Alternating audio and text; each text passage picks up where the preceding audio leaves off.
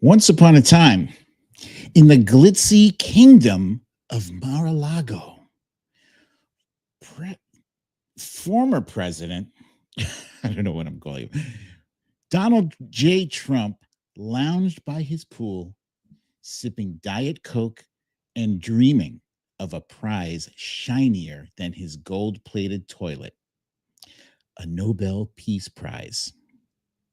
Obama got one, he grumbled to his loyal golf cart. And I'm like a gazillion times better at peace, tremendous at peace, the best.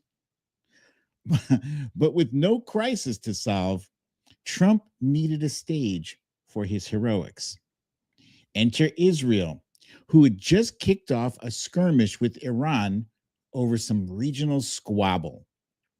Perfect, Trump declared, eyes gleaming like a reality TV ratings chart.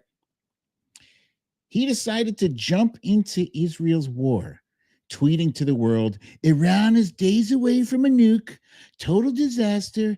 I'm stepping in to save everyone. The claim was as flimsy as his old campaign promises, but he didn't bother verifying it. Instead, he ordered a flurry of bombs dropped on Iran's supposed nuclear payload. Biggest bombs, folks, the best, he bragged, ignoring that Iran, tipped off by a kebab vendor with Wi-Fi, had moved their uranium stash days earlier. The bombs hit empty warehouses, kicking up dust, and not much else. Undeterred, Trump strode into his gilded ballroom for a press conference. I did it, he crowed, arms flailing like a windmill in a tornado. Iran's nuclear program, total obliteration. I saved the world, folks. Now, where's my Nobel? Reporters blinked. Sir, Iran moved their uranium. You bombed a camel parking lot.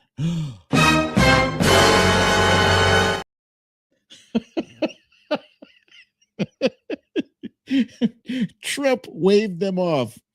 Details, schmeetails. I obliterated. Tremendous victory.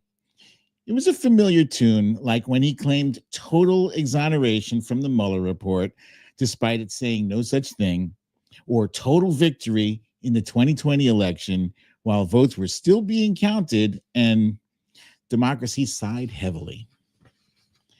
The world snickered. Social media lit up with memes of Trump obliterating a sand dune, captioned with his old exoneration and victory flops. Even his golf cart seemed to roll its wheels in embarrassment. But Trump, dreaming of Nobel glory, sent his application to Norway. The Nobel Committee, unimpressed, sent back a letter, perfect and hilarious as ever. Dear Mr. Trump, peace requires like actual peace, not just yelling obliteration and calling it a day. Iran, meanwhile, grilled kebabs and shrugged, their uranium safe in a bunker labeled Trump proof. Trump sulked, tweeting, Nobel Committee is rigged. I'm still the best peacemaker. But the world just laughed, knowing his total obliteration was as real as his total exoneration, a loud, empty boast like a firecracker fizzling in a puddle. The end. Now, folks, I just wrapped up that story nice and tidy. But in reality, that story is not wrapped up yet. In fact, it's still going on and it's still messy. It's not tidy. It's very messy. But it's kind of funny in a way, and it's kind of sad and tragic in a way. So we are going to get into that. And we got a lot of other stuff to get into. So I hope you're ready, because I am. Let's go.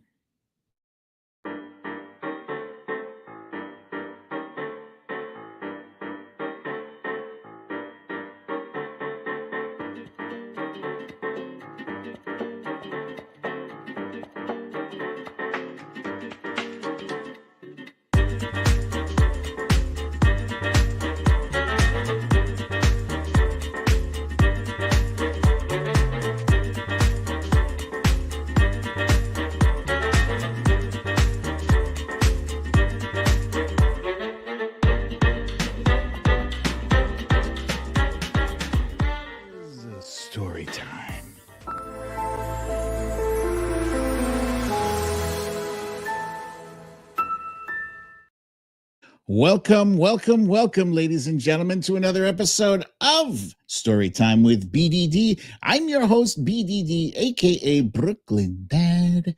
Happy Friday, you guys. Happy Friday indeed. I hope you enjoyed that story because I sure as hell did. I was chuckling as I wrote it. I want to say right off at the top, I want to say to our friend Zelda, my goodness, thank you, Zelda. Thank you so much. You won't even believe how grateful we are for your patronage of the show. It is incredibly appreciated. We cannot thank you enough. Thank you so much. And our well wishes to your brother-in-law. I hope he's all right. Guys, give Zelda your love and give her a virtual hug. As you know, she's got family members who are in the hospital right now. We're praying for quick recovery for them. Let's see who else we have here. Joanne Kennedy is here. Lucy L. Samantha Hawkins is here. CJ hates Maratako. That's a good one. Let's see. I feel like I saw Queen. There's Queen of the South right there. Wilbur McCarthy is here. What's up, my friend? Monique Lee is here. Meek Spees. Oh, holy shit. Meek Spees in the Heezy. Let me find out. Glad to see you, my friend. Wow, it's been a minute. Valerie G is here. Mama AG, the Trump Reaper. Tina Bradford is here. Watcher Soko.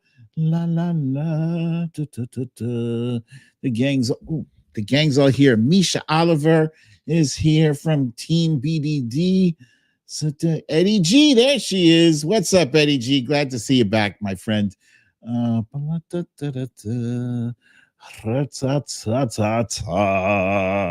Okay, so we got a bunch of stuff to get into today. So let's see if we can kick this off with what I like to call these stories of the day.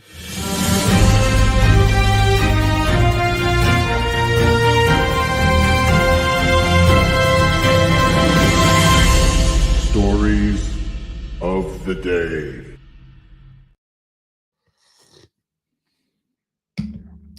That Java's nice and piping hot. All right, stories of the day. Our top story of the week is interesting. It's an interesting one, in my opinion.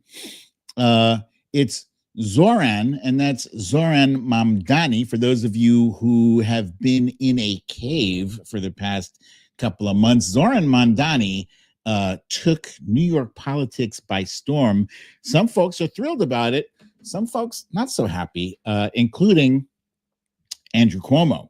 Let's see. But right at the top, this morning we got hit with a major 6-3 decision out of the Supreme Court, which is going to ultimately affect millions of people, especially those who are concerned about the 14th Amendment's birthright citizenship. But it doesn't end there. There's other concerns as well.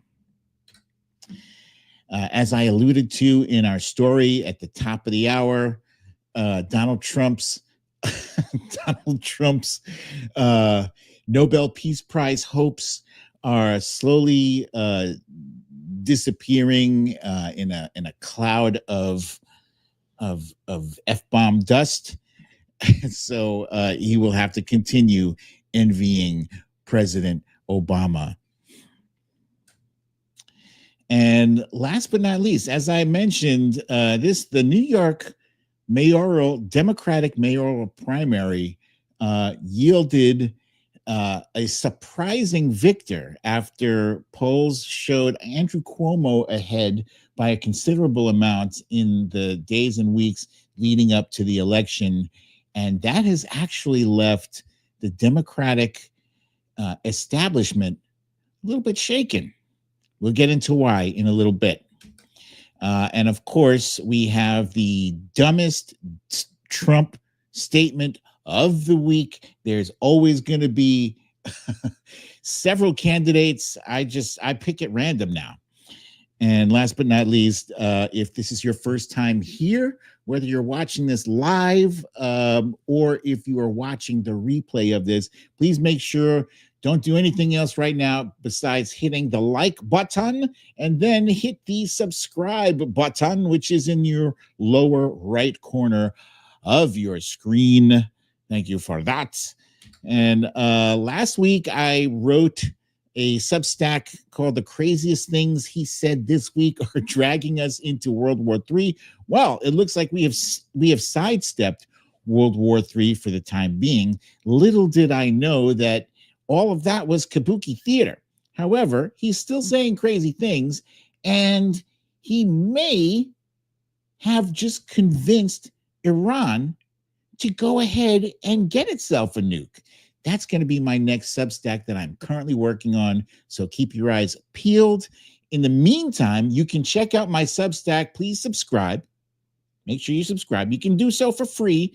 But of course, as you know, I would appreciate it if you can help a brother out and get a paid subscription. It does help me be able to continue producing high quality content on a regular basis.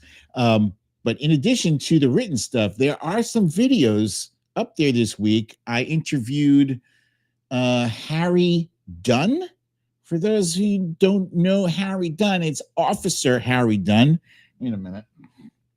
I got a picture of Mr. Dunn, of Officer Dunn, right here. Officer Dunn is right there on the cover of The Bigliest Loser, the fantastical book that I wrote with the who should have won the election, but naturally her opponent won. But anyway, Harry Dunn is not only on the cover of The Bigliest Loser, he is an amazingly intelligent member of the Democratic Party. He's wise beyond his years. I interviewed him early this week. And earlier today, I interviewed Lev Parnas. You guys remember Lev because he was on the show maybe a year or so ago.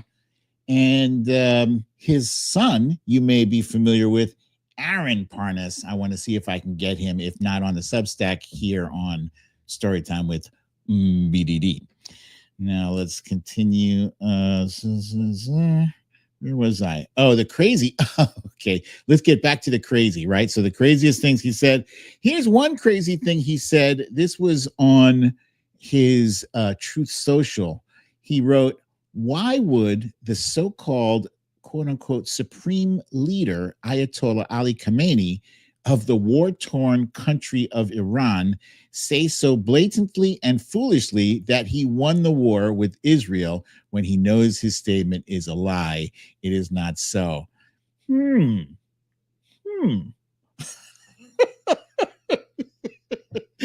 Donald Trump, of all people, is wondering why someone would say something that is so blatantly false. The irony meter is completely broken right now, guys. It's broken. As a man of great faith, he is not supposed to lie. So if you're a man of great faith, you're not supposed to lie. His country was decimated. His 3 evil nuclear sites, 3 evil nuclear sites were obliterated, and I knew exactly where he was sheltered and would not let Israel or the U.S. armed forces, by far the greatest and most powerful in the world, terminate his life. Listen to that. He said he would not let the U.S. armed forces kill him, right? He was holding him back. But boss, but Mr. President, please, we want to kill him. No, I can't let you. He's a man of great faith. Yeah. I saved him from a very ugly and ignominious death. Where did he pull ignominious out? That's what I'd like to know. And he does not have to say, thank you, President. This dude is deranged, man. He is deranged. I could have used this for the stupidest comment of the week, but there's other comments that are stupider. Let's go ahead and jump right in then to the top. Well, this isn't even the top story of the day, but it is. It does have some far-reaching consequences. Pictured before you on the screen, I have the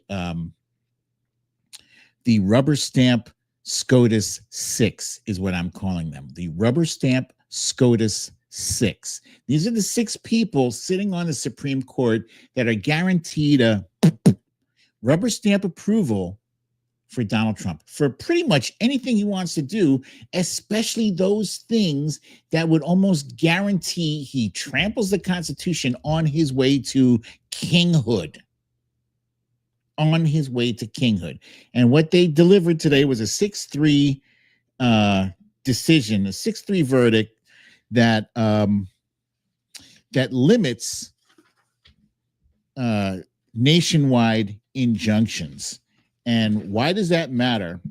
It matters because one of the major nationwide injunctions was helping was preserving birthright citizenship. So this decision, it limits the ability of the court to issue nationwide injunctions. That's important because a nationwide injunction covers the whole country, right? That means that individual people who don't necessarily have the resources to take the federal government to court because lawyers are expensive and court proceedings are expensive, they would have been covered in blanket decisions by lower courts.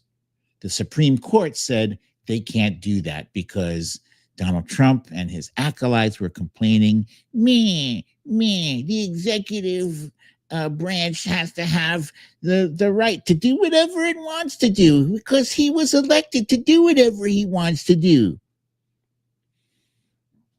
But that's not really how the balance of powers, the checks and balances work. It's not it. It's not only the Supreme Court who has say so. It's all of the courts. It's the judicial branch. It's not the Supreme Court branch. It's the judicial branch. So the Supreme Court has basically subjugated the will of all of those lower courts and said, nah, you can't do shit. So there were several nationwide injunctions at risk. First, one of them is requirement for proof of citizenship to vote. Now, that doesn't only affect immigrants, right? There are plenty of immigrants who know they're not going to risk being here in order to illegally vote. If they get caught trying to vote and they don't have the right to vote because they're undocumented, they'd be deported immediately. That's putting a neon sign on your head saying, I broke the law, and leaving, digital footprints back to yourself. A freeze on $3 trillion in federal funding to states. Order forcing public schools to eliminate DEI programs or risk federal funding. A freeze on $2 billion in congressionally appropriated federal aid and elimination of federal funding for legal representation for more than 25,000 children in immigration proceedings. I guess the main thing that people were concerned about today was the fact that in 30 days, if this it's supposed to kick in, it's supposed to begin in 30 days from now. If this kicks in, there's no stay on it or whatever, that means that you could go from, let's say, the state of Tennessee, where you are a resident, and if you go to Virginia, where maybe you don't have citizenship in Virginia, it could turn the United States into a divided states of America, where only in some states you have citizenship, and in other ones you're considered undocumented. Your rights have been taken away.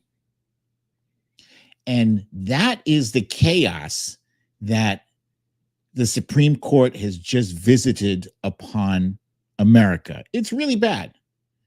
It's really, really bad. And it's not just going to affect undocumented immigrants. Like, they're obsessed with revoking the rights. See, right now, it's not enough that they go after, people that they refer. I'm not even going to use what the phrase they use. I'm going to say undocumented immigrants who have broken the law. Those violent offenders that they talked about, that they were so scared about. What about the rapists and the murderers? They've been spending more energy going after teenage volleyball players, teachers, gardeners, people working in a farm, 4-year-olds with cancer. This is what they're concernicus about. And so I guess they don't have enough people to deport. So they're trying to expand that pool of deportables, let's call them.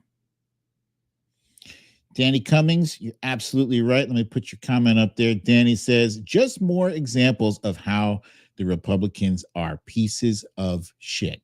Yeah, but let me continue to expound on why this is not just going to affect, the people that they say that they are targeting, these undocumented immigrants. It's going to affect industries, right? Right now, ICE is going after people who are just working at Home Depot or Lowe's or on a farm or whatever. The picture that's on the screen right now is Narciso, I want to say, make sure I got his last name right, Barranco, I think. Narciso Barranco. Yes, Narciso Barranco, who's undocumented, but he has 3 sons here, 3 sons who have served or are currently serving in the military. They are all U.S. Marines, right? And the other day, I'm going to put this on the screen. God damn. The other day, this man, this proud father of military men, was assaulted by these masked ICE assholes. Here we go. And, forgive me if this sort of thing triggers you, you can look away. But here is what happened. You really probably shouldn't look away. None of you should.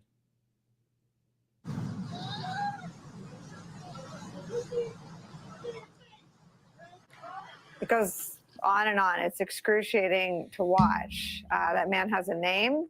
His name is Narciso Barranco. This story is playing out, Nicole, every day all over Los Angeles. That's what I want to emphasize. Yeah, all over Los Angeles. They are grabbing people, beating them. I am shocked that there haven't been incidents in where these ICE agents catch a beat down themselves. I guess it's because they travel in packs and they have, automatic weapons on them, and usually they have the element of surprise, so they're in and they're out.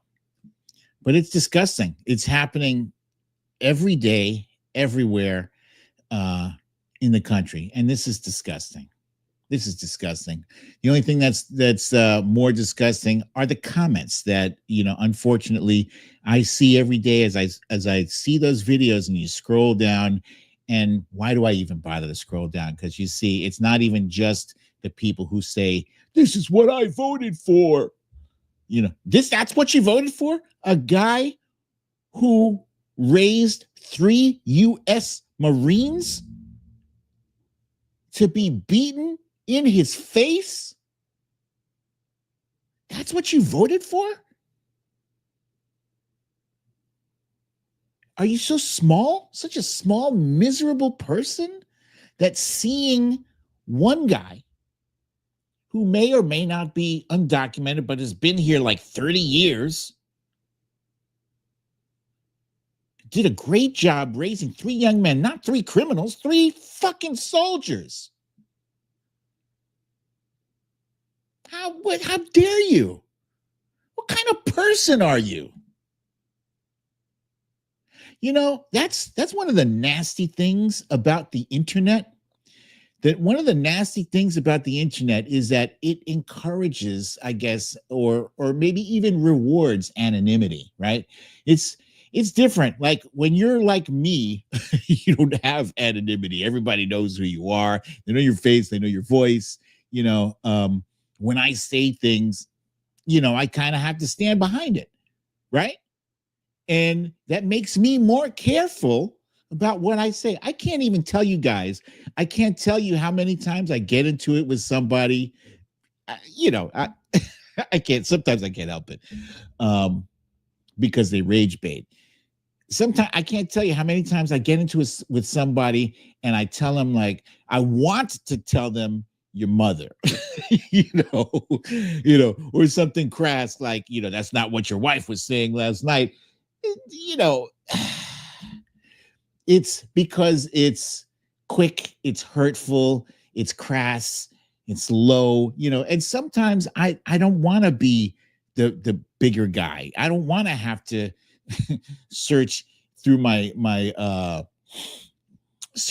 toolbox of, you know, better comebacks. You know, sometimes I want to be crass and ugly, but then I worry about, you know, how that looks, right? And that's part of the problem. That's part of the overall problem with the Democratic Party, which we will get into later. But, you know, it matters to me. It matters to me how I am seen. It matters to me how you guys see me. I like being respected and respectful. I like that.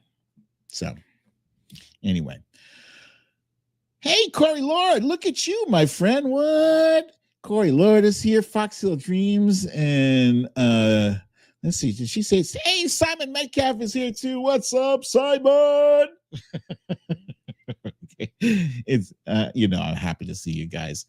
Damn, where the hell was I? I was talking about ICE. Yeah. So this is a problem because, you know, these ICE raids have nothing to do with making us safe. Nothing whatsoever. You know, there's the guy right there. Narciso is third from the left or second from the right. He's the older guy there. And there he is with his 3 sons. Three good-looking sons, man.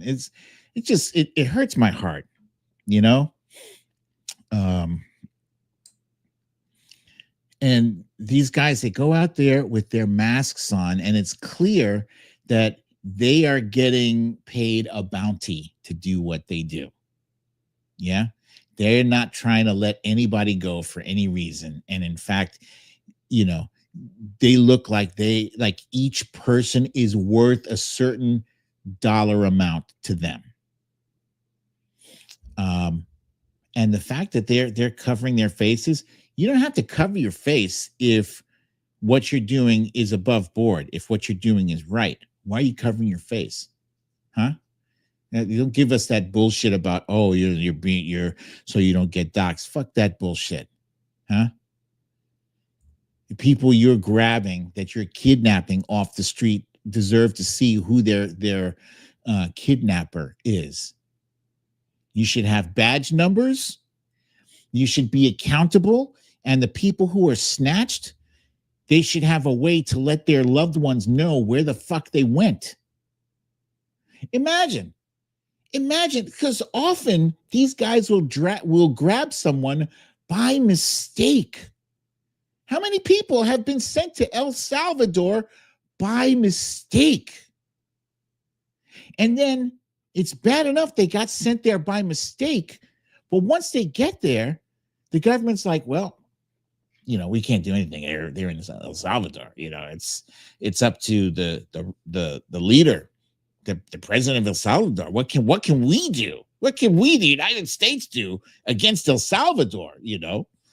And the president of El Salvador says, well, what can I do? I'm supposed to give it back to the United States. They don't want him there. So, he's here. What can I do? They've only paid me $16 million to take these people in. I can't just smuggle them back into the United States. They do this stupid bullshit for a mistake. So this is disgusting shit. Here's another mistake that's happening, that happened the other day in Washington, D.C. The Capitol Police rounded up, they zip tied and arrested disabled activists in wheelchairs. They were protesting, mind you, quietly. They were quietly protesting Trump's big, deadly bill. That's what they were doing. They were protesting because they're concernicus that, they're going to lose benefits. They're going to lose coverage. And they fucking arrested them. It's insane. That's insane. This is Trump's America, where cruelty is the point. Stephen Miller is behind a lot of this bullshit, and the cruelty is always the point with him. Trump's bill, mind you, is hugely unpopular, and it should be way more than the numbers there on the screen. Currently, according to Fox News, as of June 13th to the 16th, it said 59% oppose his quote unquote big, beautiful bill. Only 38% were in favor. Those numbers should be much higher for the oppose, because, guys, they are claiming, Donald Trump, first of all, is claiming that that Medicaid is not being cut, which is a lie. Hundreds of billions of dollars are being cut.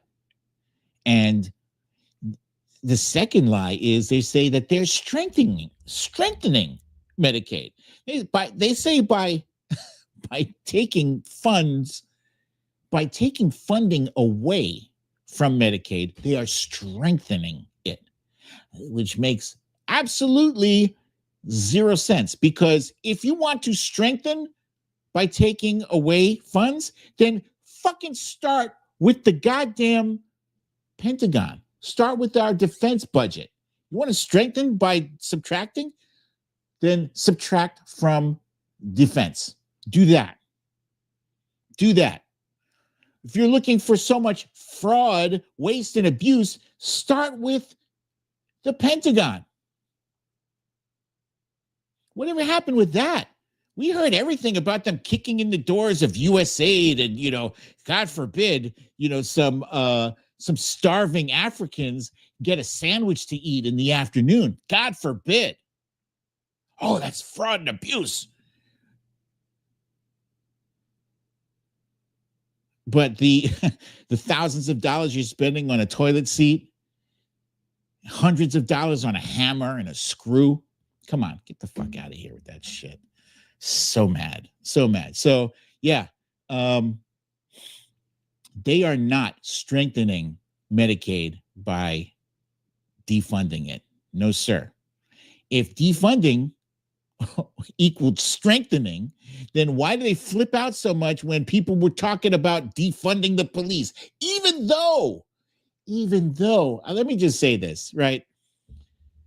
Defund the police was such a fatally bad slogan. It was stupid. It was stupid because obviously nobody wants to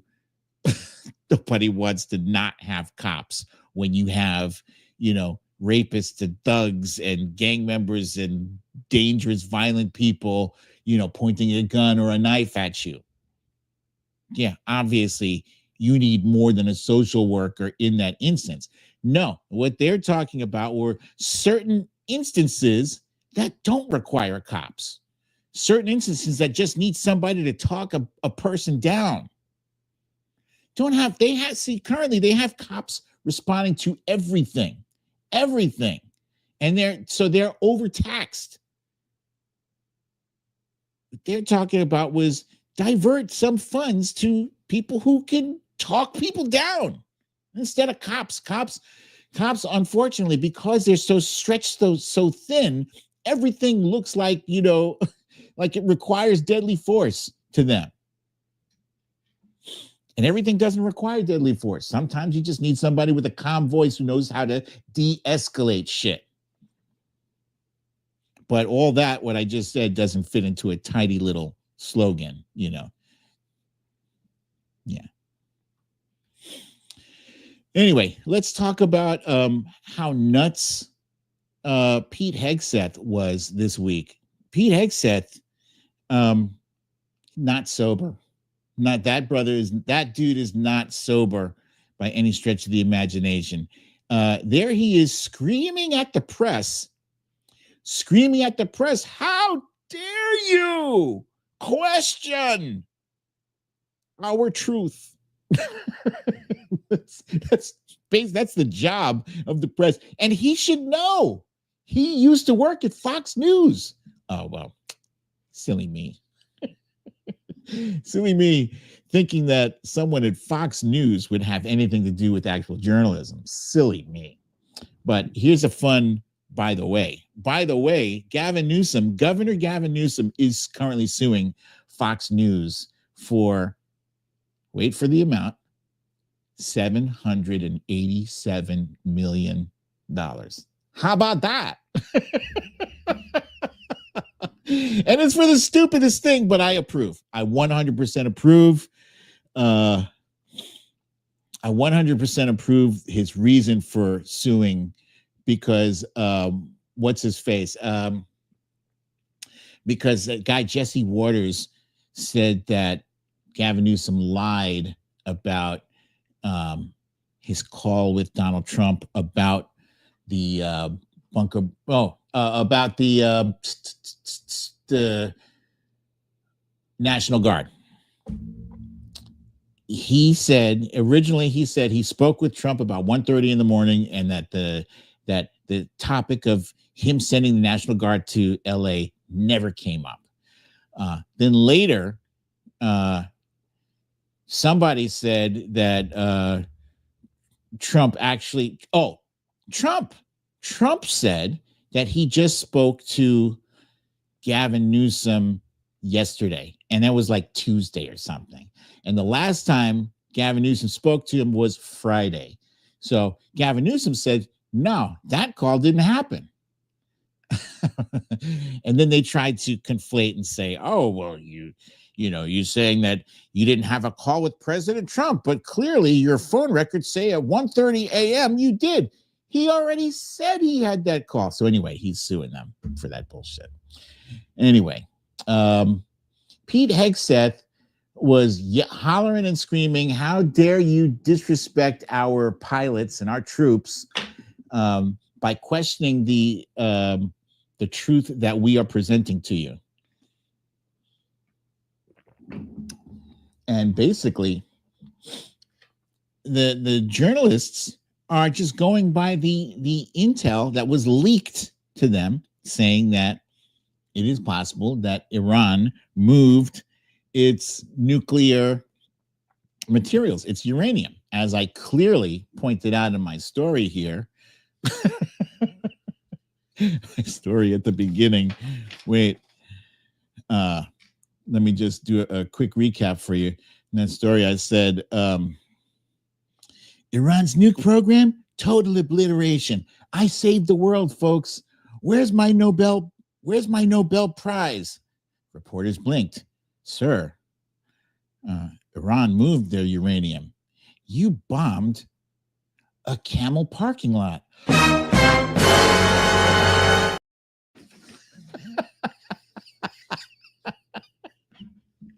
Yeah. So it turns out that here's the before and the after. Guys, what is the difference? Look at this. What's the difference between the picture on the left and the picture on the right? The picture on the left is the before, the picture on the right is the after. To me, it looks like you went into Photoshop and you changed the hue. You added some blue in there. Oh, and then there's some white powder there in the far right of the picture. There's not much. It doesn't look like a whole lot of that. Doesn't look like obliteration to me. I'm sorry. You can't show me that picture and say total obliteration, right? Why is there, first of all, why is there a facility there on the left of the picture? Why is there a facility that's completely intact? If you say total, let's get our words right, okay?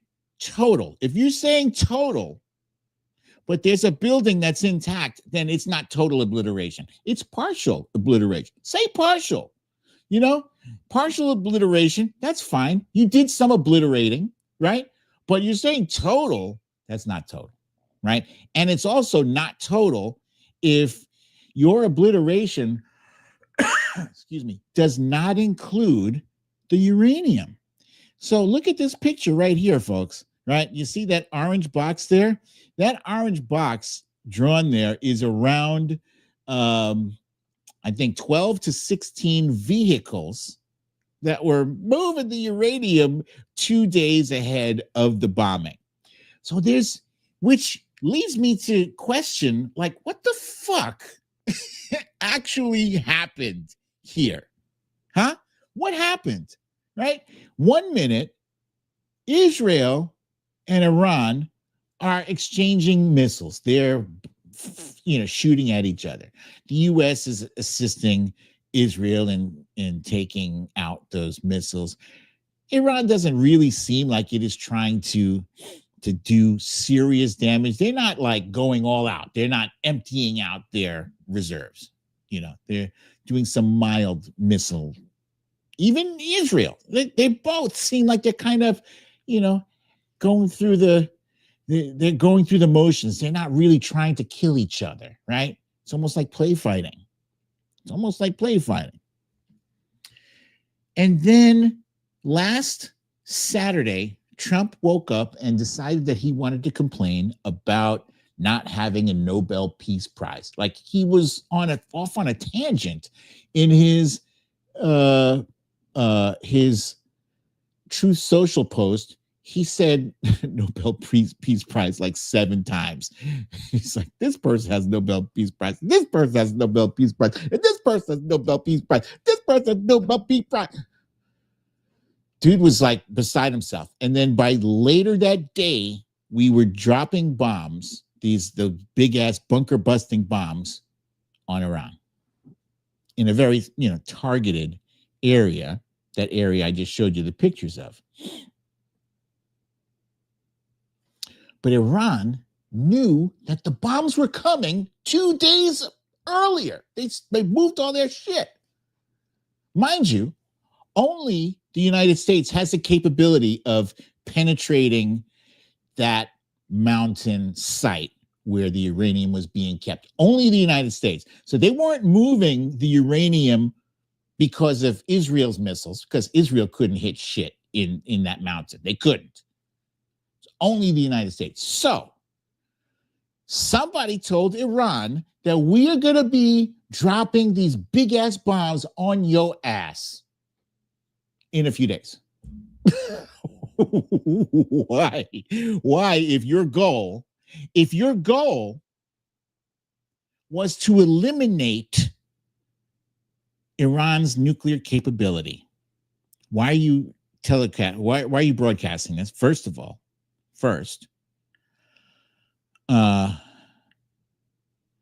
and then why do you claim total obliteration when it's clear that you have not hit those nukes? Why do you do that? Why don't you just wait a fucking week or so? We're assessing the situation. We're gonna, as soon as we ascertain that we have achieved our military goals, we will fill you guys in. What's the rush? I'll tell you what the rush is. The rush is he tried to do the same shit that he tried to do in 2020 when he said total victory. He thinks we're all stupid. He thinks we fall for his Temu Jedi Knight mind tricks. They're not working, dude. You're in the wrong side of the force.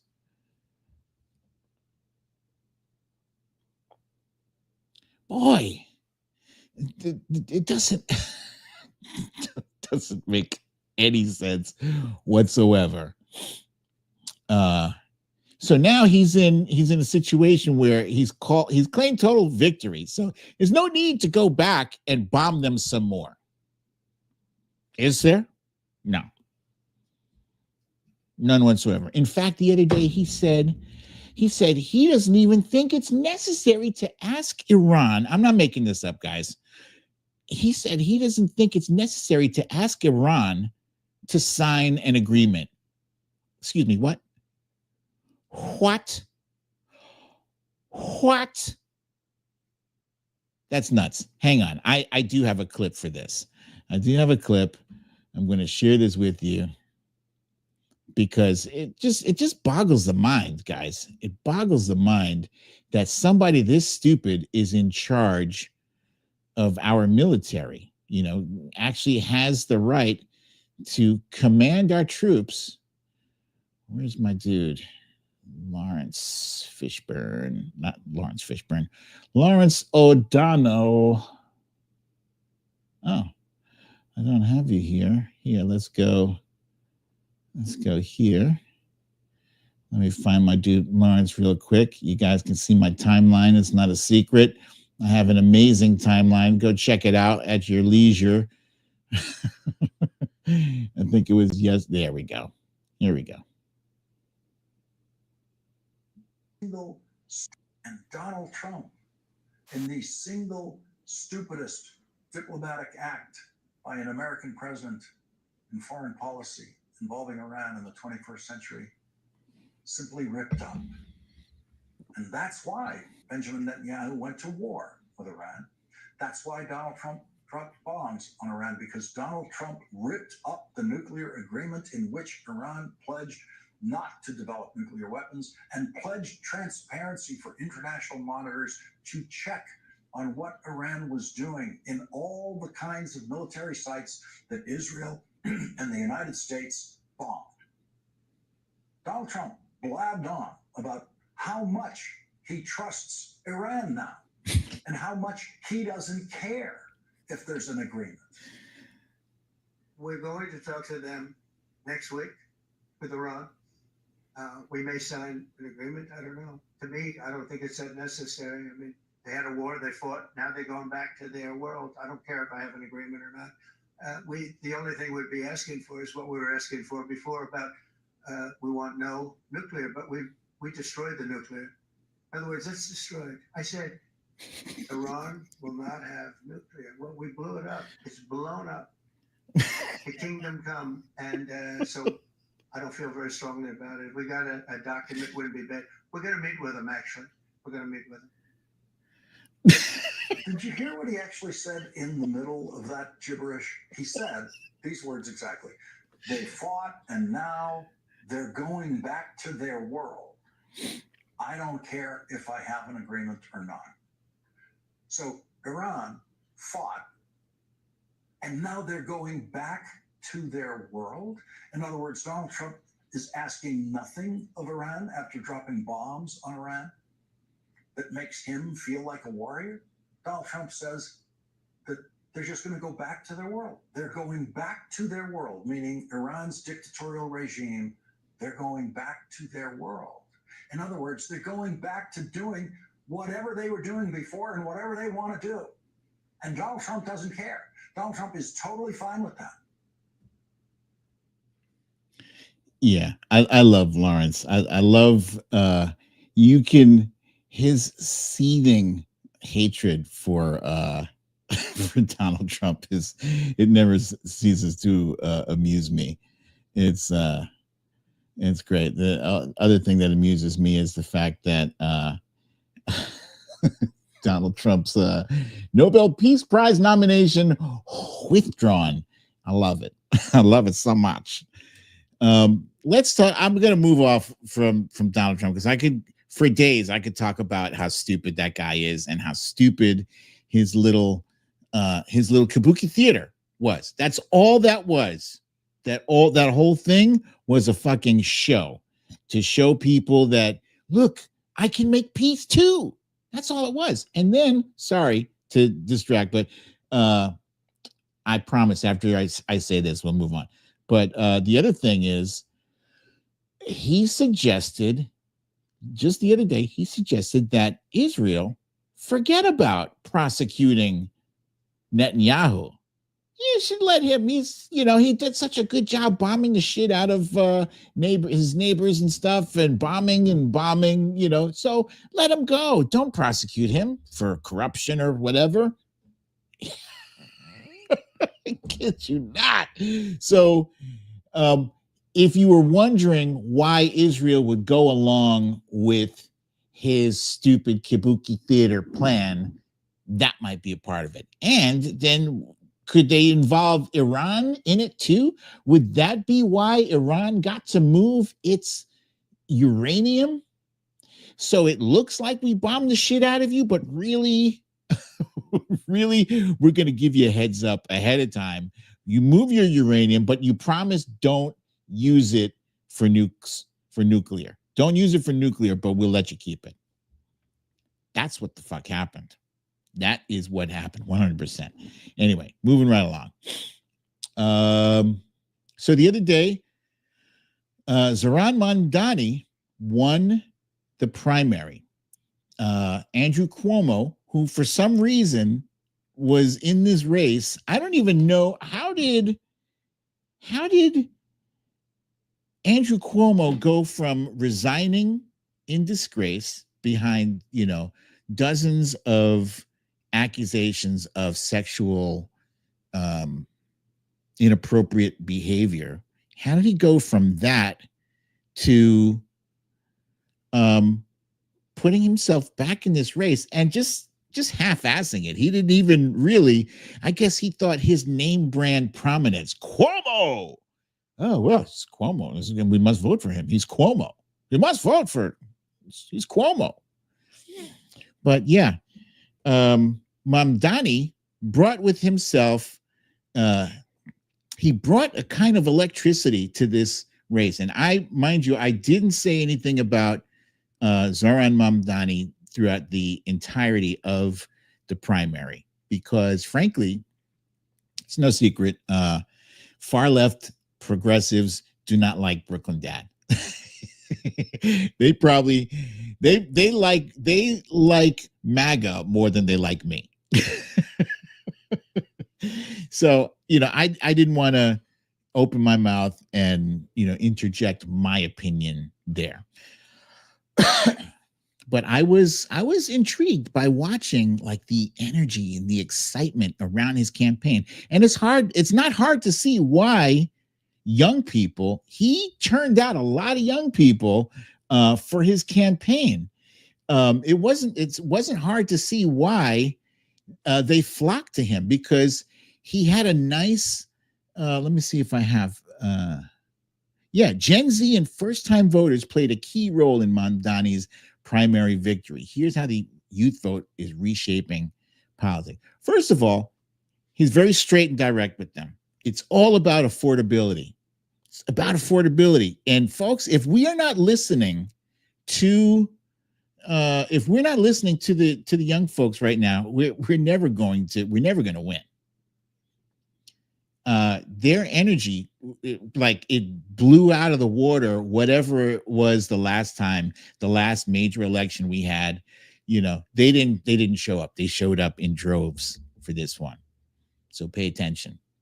He's not a perfect candidate, but nobody's has got a perfect candidate. Fucking Trump is far from perfect. And I'm not equating him to Trump. I'm just saying baggage. He's got some interesting ideas that some people would call communism and socialism. I think his ideas are kind of cool. He's talking about free bus rides. What's wrong with the free bus ride? Huh? Free bus rides? Why? So people can take the bus and go spend their fucking money at a movie theater, spend their movie, at a club, go to work. Huh? Free bus ride. Who cares? Free bus ride. I love it. As someone who has commuted my entire life, who spent 2 to 3 hours commuting every freaking day of my professional life. I think it's a fantastic idea. So housing, freeze the rent. Yes. Freeze the rent. These landlords have gotten way out of control. And you know what? Landlords are people just like you and me. People more it's got more money than me, because they were actually able to acquire extra property and then rent it out to people, right? But they got greedy. So they're hurting the people, the Gen Z, the kids who, back in the day, I could afford a 1-bedroom apartment by myself, my own, just me. In 1985? No, sorry. 1990. I took over my grandmother's apartment in Washington Heights, and I think at the time she was paying, this might have been rent control, she was paying something like $350 a month. 1990. Yeah. For a one bedroom. And then let's see, 8 years ago in Brooklyn, I was paying $1,800 a month for a studio. So rent's crazy expensive. Affordability is an issue in New York City, and people were listening. Creating a city-owned grocery store, right? So New York City has 5 boroughs: Manhattan, the Bronx, Brooklyn, Queens, Staten Island. Most people don't really claim Staten Island, but it's in there, right? And so for each borough, there would be one city-owned store, and each of these stores, they wouldn't be charged tax or something. They would get some lower rent and stuff so that prices could be lower for food. It's a freaking fantastic idea. Is it perfect? I don't know. There's probably some issues with it, but this is a guy who's thinking outside of the box. When's the last time we saw something like that? When's the last time we saw somebody thinking outside of the box to help people who are struggling? Isn't that what being in politics is about? God. And then building affordable housing. I think he was talking about building 200,000 affordable housing units. That's great. Labor, raising the minimum wage to $30 by 2030. Go for it. Even if you land short of that, it's better than what it is now. I think minimum wage is still in the single digits. That's insane in the year 2025. Give me a fucking break. It is insane that workers have not staged a revolution yet. I'm not saying that there should be. I'm saying I'm surprised that we haven't seen that yet. surprised, frankly. LGBTQ protections. Yes. Yeah. So the thing that I found surprising about him is how much the establishment, the Democratic establishment, and this is mind you guys, I consider myself a centrist. I'm like center left. I'm about as moderate as it gets. I'm not radical. I'm very practical. That's me. That's who I am. It's I don't think I've ever been radical, I'm like middle of the road, what makes sense. That's me. But this, talking about the reaction from prominent people in the Democratic Party to his victory is surprising. It's surprising that they seem nervous about this. They seem nervous about his win. Why? Because he identifies as a democratic socialist. So it's that socialist word that has everybody freaking the hell out. Why? They're calling a socialist anyway. What did they call Obama? They called Obama socialist. They called Joe Biden socialist. They called Kamala Harris socialist. So they're calling us a socialist anyway. So we might as well say fuck you and your stupid label, and we're going to do what the hell we're going to do to help the American people.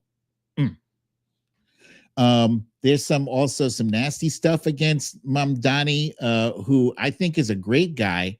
So nasty stuff. Let's talk about what Donald Trump has to say about him. He says, it's finally happened. The Democrats have crossed the line. Zohran Mamdani, a 100% communist lunatic, he says, has just won the Dem primary and is on his way to becoming mayor. We've had radical lefties before, but this is getting a little ridiculous. He looks terrible, he says. Donald Trump said that Zohran Mamdani looks terrible. Looks terrible. Look, come on. There's a lot you can attack that man on, but I'm sorry, that brother is handsome. That is a handsome dude. And Donald Trump looks like warmed over diarrhea. That's what it looks like. So that's his take on Zohran Mamdani. You have even worse, nastier stuff than that. And this isn't even the nastiest stuff, but here's Representative Andy Ogles, who called Zohran Little Muhammad Mamdani, says is an anti-Semitic socialist communist who will destroy the great city of New York. He needs to be deported, which is why I'm calling for him to be subject to denaturalization proceedings. Attaches his letter to Pam Bondi, which is garbage. Look, let me make something 100% clear. I have zero tolerance for anti-Semitism, period. I used to work for a guy in Manhattan. I won't say who he is, but I will say that he used to email me anti-Semitic emails, jokes that he thought were hilarious. And I did not. And I said, you have to stop emailing me that bullshit. And he's like, why? It's not you. You're not Jewish. I'm like, yeah, no, I'm not Jewish. My father, he should have known my father is Jewish. But that's beside the point. My sister's Jewish, but that's besides the point. Point is, it's not about me now, but eventually it will be about me. So no, I don't find those things funny. And he stopped sending it to me. But I don't have tolerance. I don't have tolerance for that shit. That said, he has addressed the issue. He said he's not anti-Semitic, and I think, I don't know his whole history of everything that he said, but I think he has a right to address those things and move on. The same way Donald Trump has been afforded every fucking opportunity to address the nasty shit that he has said and done in his entire life. And he's apparently, impervious to consequences for all of the stuff he has done. All the stuff, and that's including sexual assault. Sexual assault. So nobody's accusing this brother of sexual assault. Nobody's accusing him from stealing from the poor to give to the rich. Nobody's accusing him of any of that shit. Let him speak his piece and let's talk about the issues, because right now, a sizable number of people are excited about the brother. Why not? Like I said, he speaks direct. He doesn't avoid answering questions. And he's got some great ideas. The best thinkers in the Democratic Party got us a second term of Donald Trump. The best thinkers, right? $1.5 billion got us Donald Trump a second time. So it's time to start listening to other people and to stop recycling your same fucking, your same lukewarm, playing it safe ideas, huh? Democratic Party has been playing it safe. Democratic Party is just playing not to lose. Democratic Party is playing to not look bad. Let's lose, but at least, at least we looked good doing it. Fuck that. Take the gloves off. Get your hands dirty. Fight fire with fire. There's people, I can't believe people who saying bad shit about someone like Jasmine Crockett, who, my God, she is something. She is amazing. Republicans are scared of Jasmine Crockett, and they're starting to say a lot of racist bullshit about her, but she is highly intelligent, and she has a way of making the things that she says accessible. She's no slouch. She's not like Marjorie Taylor Greene. She runs circles around Marjorie Taylor Greene and Lauren Boebert. This woman is highly intelligent, but when she says shit, you can understand it. You can fucking understand it. And she says it how the hell she means it. I like her. We need more people who make it plain. Make it plain. Simon said she's highly hot too. Yeah, man. So yeah, I don't know a hell of a lot about Zohran Mamdani outside of the fact that he's Muslim. He's Muslim, so salam alaikum, brother. He's young, he's intelligent, he's articulate, and a good portion of New Yorkers seem to like him. They liked him enough to kick Andrew Cuomo to the curb. And even Brad Lander, the young man, let me go back to a picture here. Brad Lander, let me put a picture up, is the guy standing right next to Mamdani in the picture here. Brad Lander was arrested by ICE as he escorted undocumented immigrants to court hearings. He was arrested by ICE and then released and went right back to doing what the hell he was doing, escorting undocumented immigrants. And he endorsed Mamdani. He was running against him. He said, fill his name in second after mine. That's beautiful.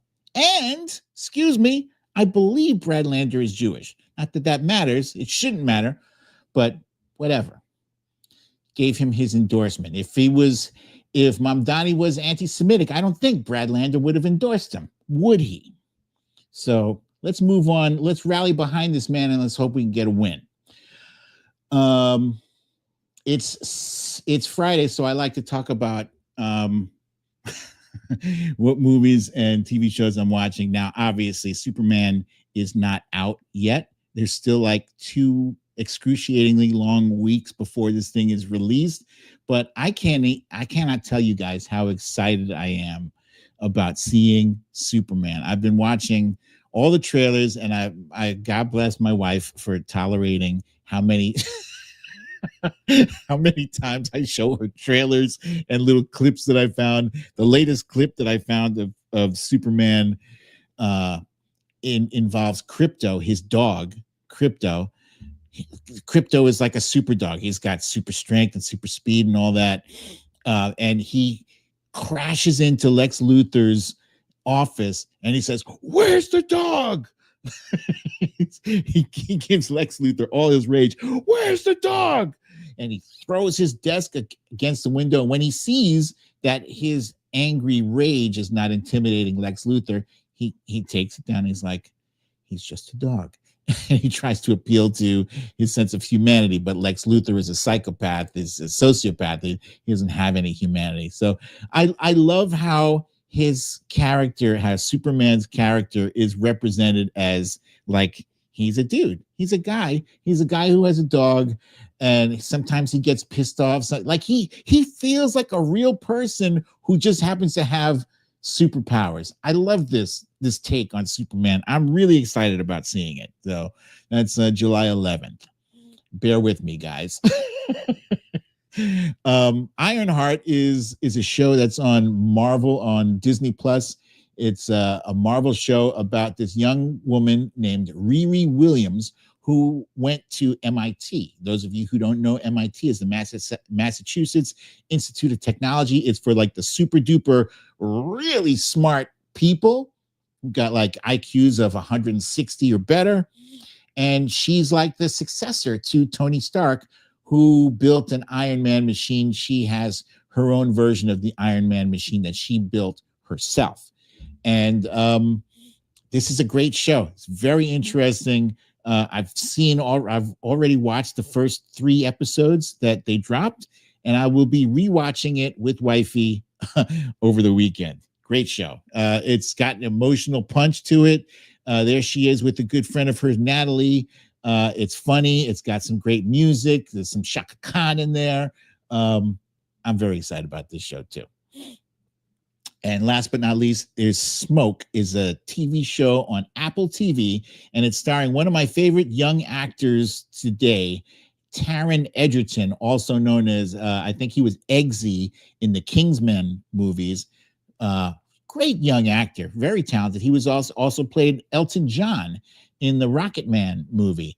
And Jussie Smollett, don't sleep on this young lady. She's also highly talented. And they're in this movie about like a fire internal affairs investigator. I don't know if you guys remember that movie, Backdraft, from like the early 90s. I think it's something similar to that. But yeah, so I will be checking this out. And last but not least, we have the dumb Trump statement of the week. And this is not a video. I'm just going to read this out to you here. This is Donald Trump attacking CNN's Natasha Bertrand, who had the audacity of covering the damage or lack thereof to Iran's nuclear capabilities. And he says Natasha Bertrand should be fired from CNN. I watched her for 3 days doing fake news. She should be immediately reprimanded and then thrown out like a dog. What is his obsession with this like a dog thing? He's so disgusting. She lied on the laptop from hell story, and now she lied on the nuclear site story, attempting to destroy our Patriot pilots by making them look bad when, in fact, they did a great job and hit pay dirt. Total obliteration. She should not be allowed to work at fake news CNN. It's people like her who destroyed the reputation of a once great network. Her slant was so obviously negative. Besides, she doesn't have what it takes to be an on-camera correspondent. Not even close. Fire Natasha. It's disgusting. Point blank. It is disgusting. Misha Oliver, thank you, my friend. Thank you so much for the kind donation. It's disgusting, and every single news outlet should issue a statement against that bullshit. All of you, stop being fucking cowards, huh? Journalism. You guys are our last line of defense. Take a stand together, for crying out loud. It's now or never. If not you, then who? If not now, then when?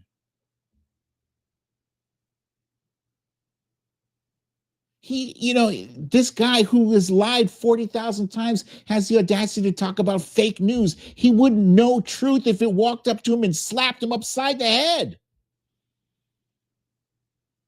Right now, we're in a crisis where the president of the United States makes statements that cannot be considered factual on a regular basis. If he's sitting in a press conference like today, he was in a press conference, he did this for like an hour, and halfway through he's like, hey, should I take more questions? And the reporter's like, yeah. But what's the point of him taking more questions if when you ask him, he doesn't answer? Instead, he goes into a rant about how horrible he thinks Joe Biden was. So he's not giving you truth. He's just giving you shit. He's just giving you garbage. He's giving you inches to fill your blogs with. He's not giving you truth. He's not giving you fact. So yeah, maybe Joe Biden was available for fewer of these things, but Joe Biden at least attempted to give you straight answers to your fucking questions. Donald Trump gives you garbage and you go back for more. And you sit there like spineless sycophants and you fucking take dictation from him. Nobody bothers to ask a follow-up question. Excuse me, Mr. Trump, you said this just now, but before you said that, it doesn't seem that what you said is consistent with what we call facts. It seems like you were lying, President Trump. Why are you lying to the American people? Oh my God. If somebody said that, I would start a GoFundMe to make sure that person had free beer for life. Somebody call him a liar to his face, because that's what he is.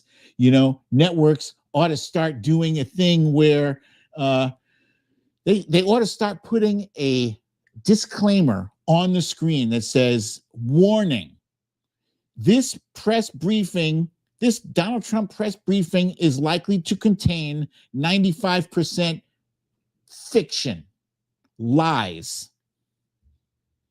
We will post a complete fact check on our website after the conclusion of the briefing. They should do that. Why not? What are you afraid of? What, are you afraid of a lawsuit? You have lawyers for that. Your job is your duty is to the American people. It's not to the fucking wannabe king there. It's to us. Okay. That's my rant. Guys, thank you for joining me for another episode of Storytime with BDD. I'm your host, BDD, aka Brooklyn Dad. And I almost forgot to ask if you guys have questions. I know I've run a little long on the show here, but yeah, if you have questions, hit me. I got some time. For that question. Stella Baxter says, hate and loathing only takes you so far. Don Old and his cult have a limited time for existence. It's a good one. Ooh, good one. Monique Lee says, today's had to be the worst comment ever, basically saying birthright citizenship was for slaves. He has actually said that before, Monique. This wasn't the first time he said that. Yeah, which is wrong. Which is absolutely wrong. Punxsutawney Mo, my brother, like this. He says, stop saying not factual or misinformation or misleading. Fucking lies. My brother. Yeah, there you go. Okay. Let's see.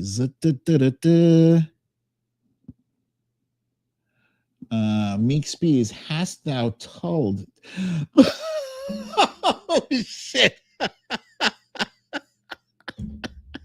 I'm laughing, you guys, because back in the day, like really long ago, maybe 2 years ago, there was a running joke, which I don't remember why or how, but it was a running joke about Jethro Tull for some reason. I don't remember that at all.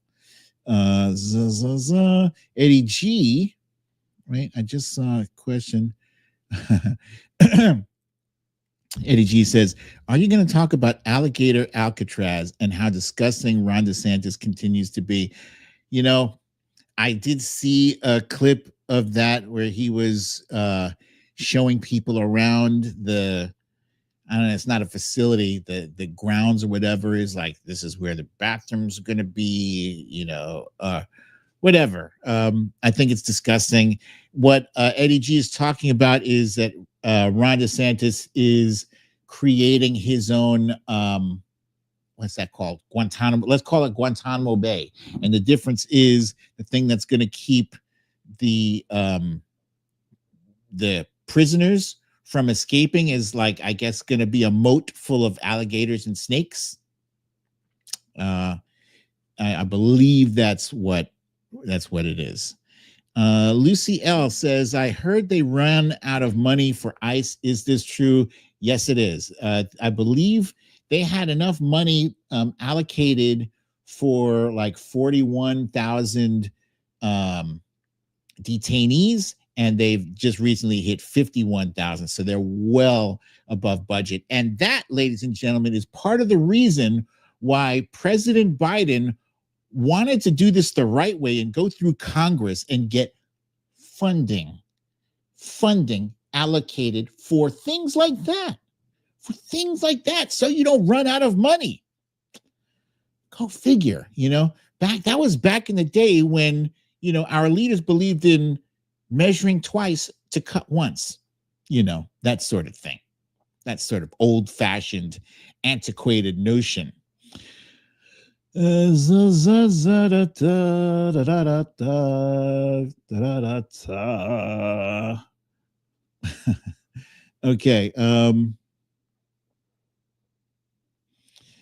CJ Hates Maritaka wants to know, will there be a show next Friday for the 4th? There will not. I'm sorry, ladies and gentlemen. There will not be. I will be chilling the F out. And the day I would have a show on the day before that, but the day before that is the day that I take my daughter to her volunteer gig, taking care of cancer patients at a hospital, and so that day is sacred. So, but who knows, if I do have a show on another day, I will be sure to keep you guys posted, and we'll let you know. I think I just saw Cecile Kazemi. Thank you, my friend. That is very kind of you. Thank you so kindly for that. But yeah, she is awesome. I'm very proud of her. She's great. It feels being a girl dad, it feels awesome. It feels wonderful. Punxsutawney Mo says he thinks there's a no kings on the 4th. Wouldn't that be something? I hadn't heard that, so that's news. That's news to me. That's breaking news there, Mo. Thank you for that. All right, you guys. I want to thank you again for joining me for another day, for another episode of Storytime with BDD. I'm your host, BDD, aka Brooklyn Dad. As I said, ladies and gentlemen, I may not be here next Friday, but that doesn't mean I don't love you. You know I do. So when I am back, I will see you here, same time, same place. I love you all. Peace.